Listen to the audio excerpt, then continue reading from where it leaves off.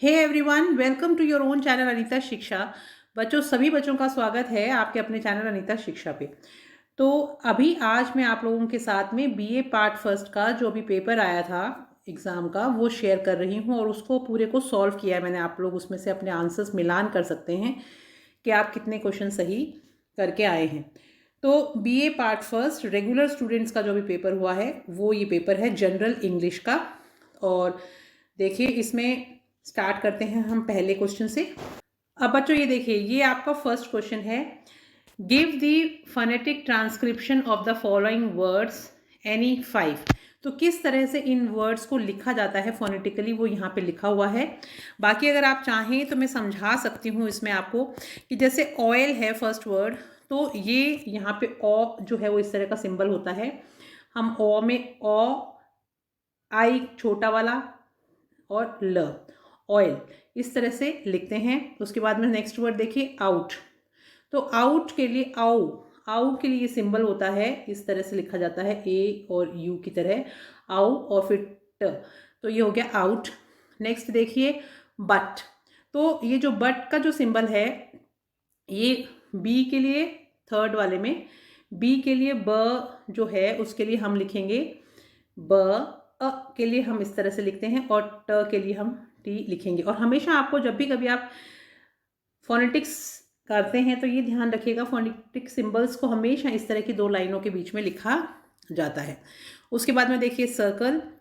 उसके बाद देखिए कॉपी, कीन, फ्री और हाइब्रिड। तो इनमें से आप अपना मिलान कर लीजिएगा कि आपने कितने सही किए हैं। उसके बाद में नेक्स्ट देखिए, अगर आप लोग फोनेटिक ट्रांसक्रिप्शन करके आए हैं, जैसे आपने लिखा है कीन, तो के लिखा है आपने। अगर जैसे मान लीजिए आपने लिखा है कीन, तो पहले आपको कैसे एक लाइन खींचनी थी, फिर उसके बाद में के लिखना था, और ई के लिए आई, और ये इस तरह बड़ा ई होता है, और न, तो और फिर इसको वापस इस लाइन से बंद करना था। इस तरह से लिखना ज़रूरी होता है फोनेटिक्स जब भी हम करते हैं तब। आंसर्स आप देख लीजिएगा। नेक्स्ट देखिए, नेक्स्ट क्वेश्चन है translate the following sentences into English. इन वाक्यों को आपको अंग्रेजी में अनुवाद करना था। तो मैं पढ़ देती हूँ और मैंने लिख भी दिया है, आप यहाँ से देख भी सकते हैं। मीरा स्वादिष्ट खाना बनाती है। तो हम इसको लिखेंगे मीरा कुक्स डिलीशियस फूड। तो इसके सामने ही इसका आंसर लिखा हुआ है, Meera cooks delicious food. Next देखिए, ललित रोज व्यायामशाला जाता है। तो इसको हम इस तरह से लिखेंगे, Lalit goes to gym every day. उसके बाद में नेक्स्ट देखिए, क्या तुम पुस्तक पढ़ रहे हो? Are you reading a book? Next देखिए, मेरे विद्यालय पहुंचने से पहले घंटी बज चुकी थी। तो द बेल हैड रंग बिफोर आई रीच्ड स्कूल। ठीक है। नेक्स्ट देखिए, मोहन 2 घंटे से खेल रहा है। Mohan has been playing for 2 hours। उसके बाद में नेक्स्ट क्वेश्चन देखिए, translate the following sentences into Hindi. अब आपको हिंदी में अनुवाद करना है इन वाक्यों का, इंग्लिश में दिए हुए हैं। पहला है मयूर इज रिस्पॉन्सिबल सिटीजन, तो होगा मयूर एक जिम्मेदार नागरिक है। नेक्स्ट देखिए, Lata had already completed her work. Lata ने अपना काम पहले ही पूरा कर लिया था।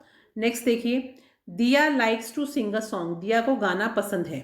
Next, how did Ram kill Ravan. Ram ने रावण को कैसे मारा। Why don't you buy a book. आप एक पुस्तक क्यों नहीं खरीदते हैं। उसके बाद में देखिए, हमारा नेक्स्ट क्वेश्चन है डी, ये सेकेंड पन्ना आ गया आपका। Translate the following words into English. ये किसी बच्चे का पेपर लेके ही मैं आप लोगों को शेयर कर रही हूँ, तो मैं इसमें कुछ स्पेलिंग मिस्टेक्स हो सकती हैं, इसलिए आप उसको देख लीजिएगा ज़रूर से। बाकी आंसर्स मैं आपको सही ही बताऊँगी, जो पढ़ के सुनाऊँगी वो।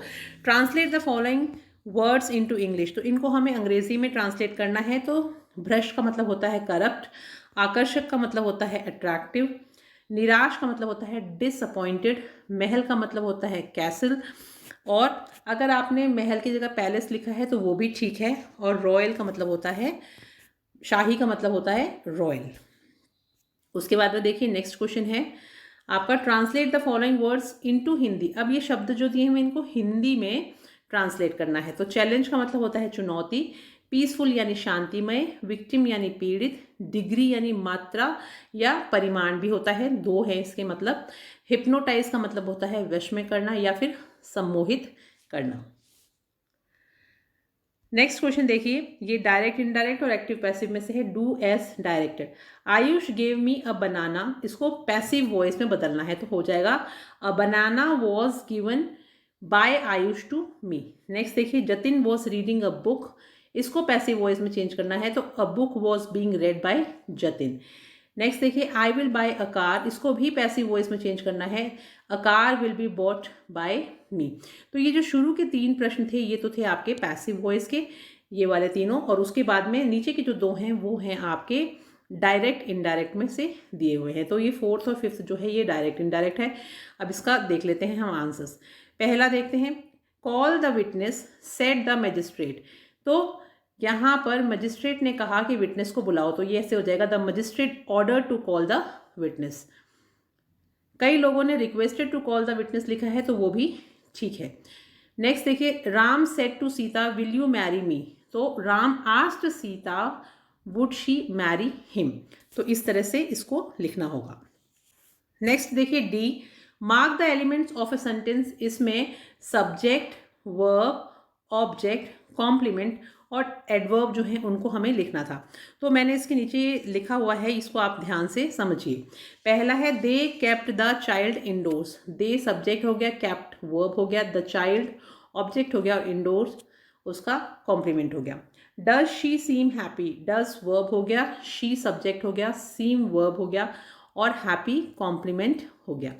नेक्स्ट देखिए, गोपाल गेव मी अ पेन, तो गोपाल सब्जेक्ट हो गया, गेव वर्ब हो गया, मी ऑब्जेक्ट हो गया और अ पेन कॉम्प्लीमेंट हो गया।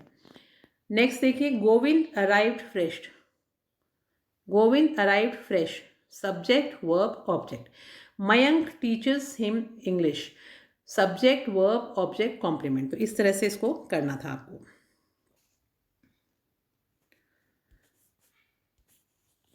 नेक्स्ट देखिए, fill in the blanks with appropriate modals, इसमें आपको मॉडल्स भरने हैं और वो जो मॉडल्स हैं वो देखिए यहाँ पे ब्रैकेट में लिखे हुए हैं, इनको ध्यान में रखते हुए आपको पूरे के पूरे जो सेंटेंसेस हैं उनको कंप्लीट करना है। तो यहाँ पे फर्स्ट में देखिए, dash you prosper in life, तो यहाँ पे विश करनी है इसलिए मे आएगा। I dash cross the river, ability बतानी है तो कैन आएगा। You dash buy this book, necessity बतानी है तो शुड आएगा। We dash help the poor, you must buy this book भी अगर किसी ने लिखा है तो वो भी सही होगा। We must help the poor, तो इसमें ड्यूटी है। I will turn you out of the house, तो यहाँ पे थ्रेट है यानी डराना। नेक्स्ट देखिए, complete the following sentences by using the correct tense form. Avantika goes to park daily. He will be swimming in the river. She has been living there continuously since her birth. Reena took my book yesterday. It rained half an hour ago. उसके बाद में बच्चों ये देखिए, अब आपके यहाँ पे पंचुएशन का जो क्वेश्चन है इसमें पंचुएशन किया हुआ है तो आप यहाँ से देख लीजिएगा। नेक्स्ट क्वेश्चन देखते हैं, unit C, answer the following questions any 5, इनमें से कोई भी प्रश्न 5 प्रश्नों के उत्तर करने थे। तो जैसे फॉर एग्जांपल मैंने 3 सॉल्व किए हैं, बाकी तो आप लोगों ने बुक्स पढ़ी होंगी, आप उसमें से देख सकते हैं।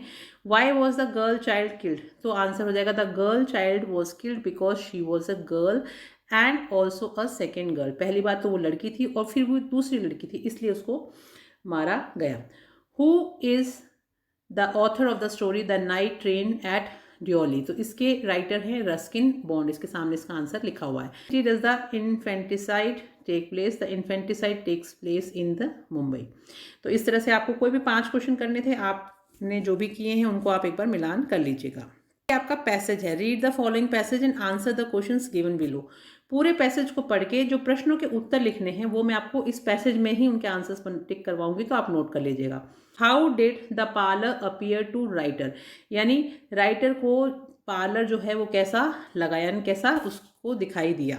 तो इसका आंसर बच्चों यहाँ से स्टार्ट होगा, parlour which looked damp and cold, तो यहाँ से लेके यहाँ तक भी अगर आपने आंसर लिखा है आंसर नंबर 1 तो ये आपका आंसर ठीक है। What opinion did the writer form of the landlady, यानी जो मकान मालकिन थी उसके बारे में लेखक जो थे उसकी क्या राय थी। पैसेज में से ही आपको देखिए यहाँ पे इसका सेकंड का आंसर मिलेगा कि I cannot say that her manner pleased me much, यानी कि वो उससे ज़्यादा खुश नहीं हुए थे उसके तरीके से। तो ये इसका आंसर होगा। Why did the servant make a favourable impression on the writer, यानी कि जो उस घर की जो नौकर रानी थी, उस घर का जो नौकर था, why did the servant made a favourable impression on the writer, तो राइटर यानी लेखक के ऊपर जो नौकरानी थी उसने एक अच्छा इंप्रेशन कैसे बनाया। यहाँ से होगा she was a pleasant and cheerful alas as was ever seen, and when we asked her to do anything she answered oh yes with a merry smile and almost ran to get us what we wanted। तो यहाँ तक आपका third का answer हो जाएगा। Question है आपका what did the writer find when he examined the kitchen, यानी जब लेखक ने रसोई को जाके देखा तो उसको क्या दिखाई दिया, क्या प्राप्त हुआ। यहाँ से स्टार्ट होगा आई एग्जामिन द किचन, तो यहाँ पे आई की जगह ही हो जाएगा। He examine the kitchen round about it was crowded with furniture, drawers, cupboards, dish covers, pictures, pans and pots, arranged without order except that the plates were on the shelves and the dish covers hung in rows. These were very clean, but floors, passes, staircase, everything else dirty। तो यहाँ तक इसका answer हो जाएगा।